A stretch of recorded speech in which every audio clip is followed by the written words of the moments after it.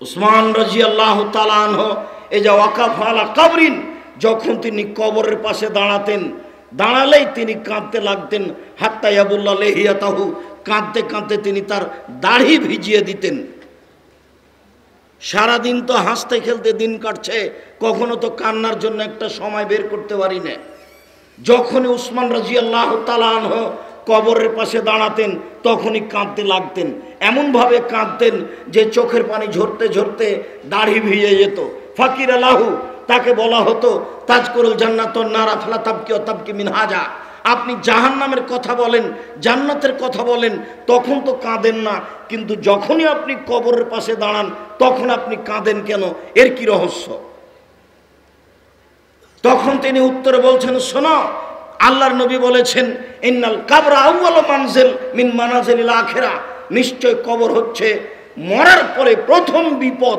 Fine নাজা মিনহু ফাবাদু আইসার মিনহু, যদি মানুষ কবরে বেঁচে যায় তাহলে এরপরে যত স্তর আছে সব সহজ হয়ে যাবে। অন্যান্য মেঞ্জু মিনহু, মানুষ যদি কবরে বাঁচতে না পারে ফাবাদু আইসার মিনহু ফাবাদু আসাদ্দ মিনহু, তাহলে এরপরে যত স্তর আছে সব আরো জটিল কঠিন হয়ে যাবে। এই জন্য আমি ভাবছি, কান্নাকাটি করি, কবরে যদি ঠেকে যাই তাহলে কিয়ামতে ঠেকেই গেছি, কবরে যদি ঠেকে যাই তাহলে জাহান্নামে চলে গেছি। এই জন্য আমি কবর দেখলেই কান্নাকাটি করি আর ভাবি এটা তোমার প্রথম বিপদ, এই জায়গায় তোমার প্রথম বিপদ। আল্লাহ, আমি যদি এখানে বেঁচে যাই তাহলে বাকিগুলো সব সহজ হয়ে যাবে, আর যদি এখানে বাঁচতে না পারি তাহলে বাকিগুলি কঠিন হয়ে যাবে। এই জন্য আমি কবরের পাশে দাঁড়ালেই কান্নাকাটি করি।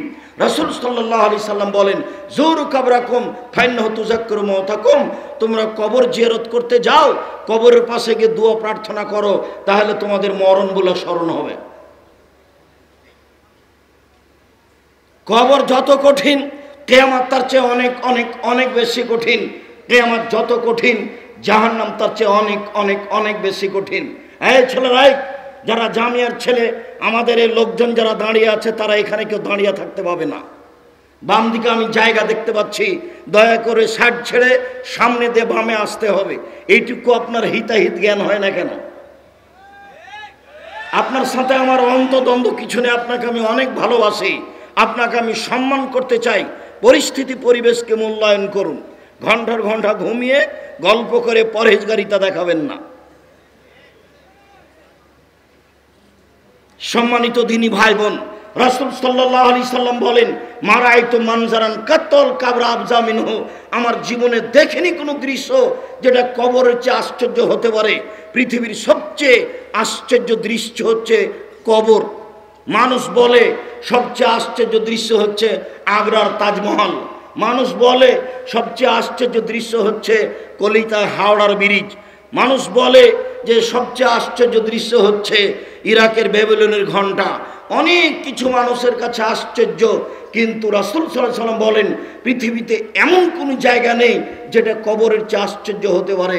যত দৃশ্য আছে, দেখার মতো জিনিস আছে, তার মধ্যে সবচেয়ে আশ্চর্য জায়গা হলো কবর। কবর বলতে বাড়ির পিছন দিকে 2-2.5 হাত গর্ত করে যে রেখে দেওয়া হয়েছে আপনার চাচা বাপকে, তার নাম কবর নয়। সেটাই যদি কবর হয় তাহলে যাকে বাঘে খেয়েছে তার কবর কোথায়? কবর স্থানে যে আপনি বাপকে মাটি দিয়ে আসলেন সেটা কবর নয়। সেটাই যদি কবর হয় তাহলে যে আগুনে জ্বলে ছাই হয়ে গেল তার কবর কোথায়?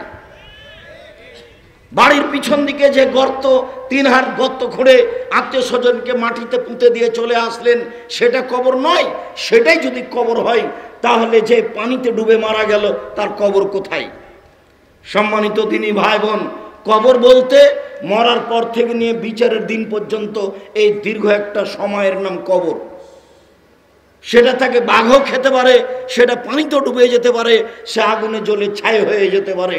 যখনই তার দেহ থেকে আত্মা চলে গেছে সেই সময় থেকে এই আত্মার জগতের নাম কবর, বিচারের দিন পর্যন্ত।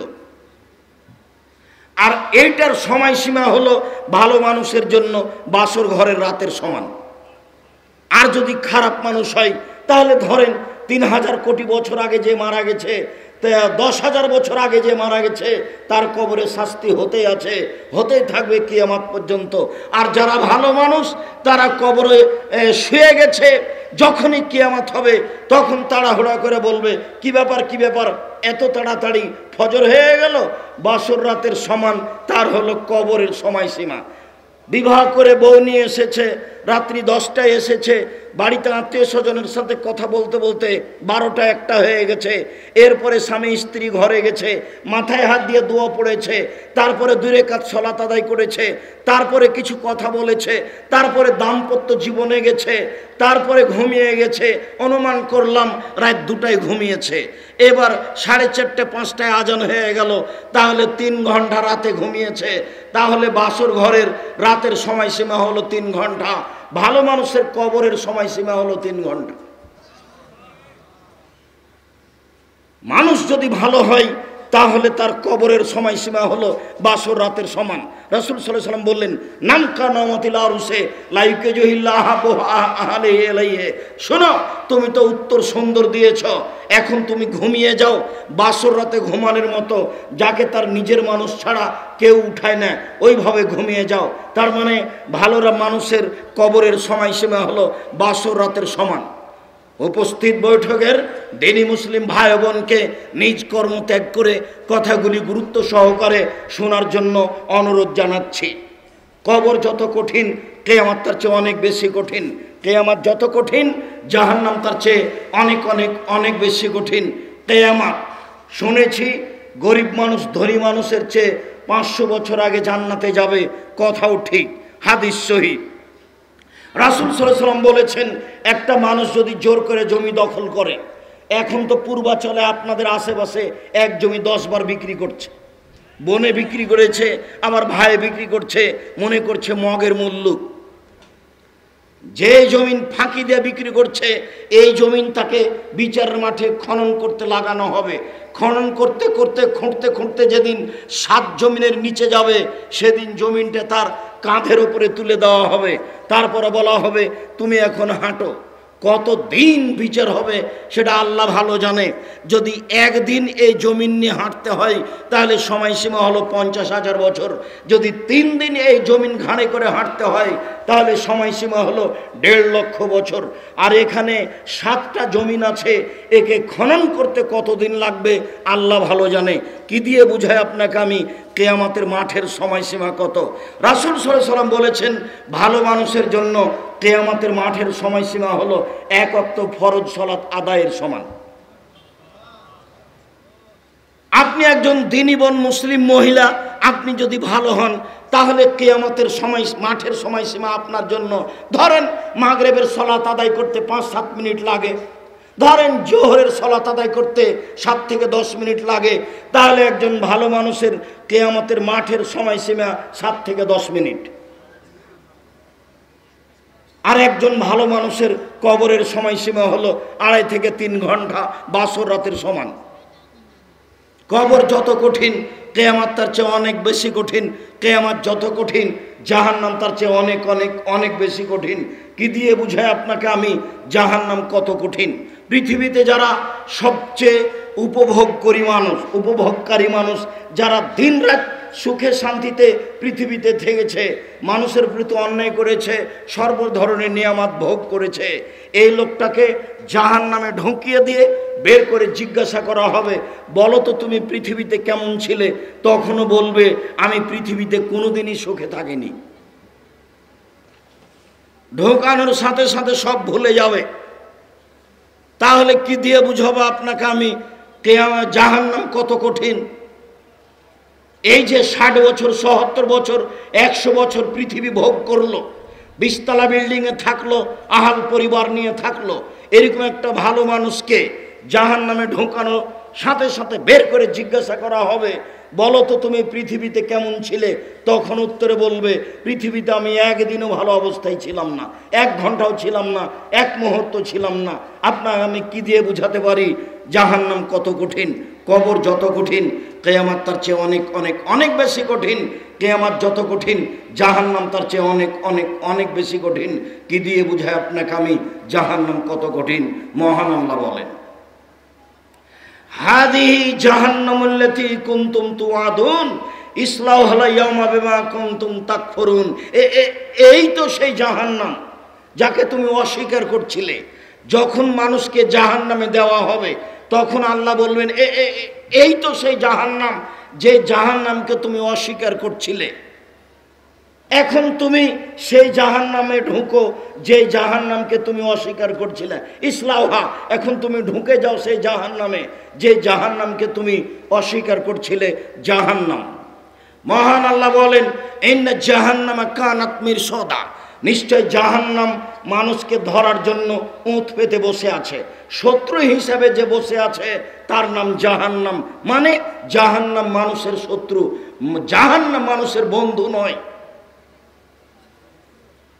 জাহান্নামের পরিচয় দিতে গিয়ে রাসূল সাল্লাল্লাহু আলাইহি সাল্লাম বলেন ফামান সাকালাত মাওয়াজিনুহু, যার বিচার মাঠে ফামান খাফাত মাওয়াজিনুহু, বিচারের মাঠে যার নেকির পাল্লা হালকা হয়ে যাবে, পাপের পাল্লা ভারী হয়ে যাবে, ফাউম্মুহু হাবিয়া, তার থাকার জায়গা হবে হাবিয়া। হাবিয়া নামক জাহান্নাম। ওমা আদরাকা মা হিয়া, মুহাম্মদ সাল্লাল্লাহু আলাইহি সাল্লাম আপনি কি বলতে পারেন হাবিয়া নামক জাহান্নামটি কি? আপনার কি জানা আছে হাবিয়া নামক জাহান্নামের পরিচয়? আমি বলি নারুন হামিয়া, তা হচ্ছে জ্বলন্ত উত্তপ্ত আগুন। জাহান্নাম বলতে একটা আগুনের খণ্ডের নাম। জাহান্নাম বলতে একটা আগুনের টুকরাকে জাহান্নাম বলা হয়, যা আল্লাহ তাআলা বলছেন। আল্লাহ তাআলা বলেন কাল্লা লা ইউনবাযান্না ফিল হুতামা, কখনো নহে, অবশ্যই অবশ্যই তাকে চূর্ণ বিচূর্ণকারী হোতামা নামক জাহান্নামে নিক্ষেপ করা হবে। ওমা আদরাকা মাল হোতামা, মুহাম্মদ আপনি কি বলতে পারেন চূর্ণ বিচূর্ণকারী হোতামা নামক জাহান্নামটি কি? হোতামা নামক জাহান্নামের পরিচয় আপনি দিতে পারেন? আমি বলি নারুল্লাহিল মুকাদা, তা হচ্ছে জ্বলন্ত উত্তপ্ত আগুন। হোতামা জাহান্নাম মানে জ্বলন্ত উত্তপ্ত আগুনের নাম জাহান্নাম। জাহান্নামের পরিচয় দিতে গিয়ে আল্লাহ তাআলা বলেন সাউসলিহে সাকার, আমি অচিরে তাকে সাকার নামক জাহান্নামে নিক্ষেপ করব।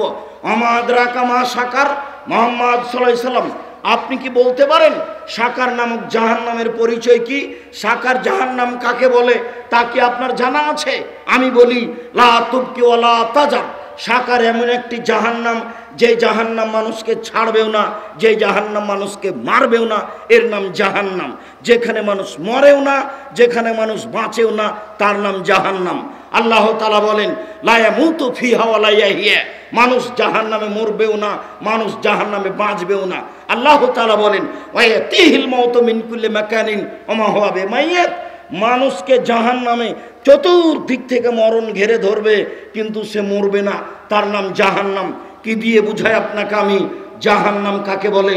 জাহান্নাম কত কঠিন, কবর যত কঠিন কিয়ামত তার চেয়ে অনেক অনেক অনেক বেশি কঠিন। কিয়ামত যত কঠিন জাহান্নাম তার চেয়ে অনেক বেশি কঠিন। কি দিয়ে বুঝায় আপনাকে আমি জাহান্নাম কত কঠিন? সম্মানিত দিনী ভাই বোন,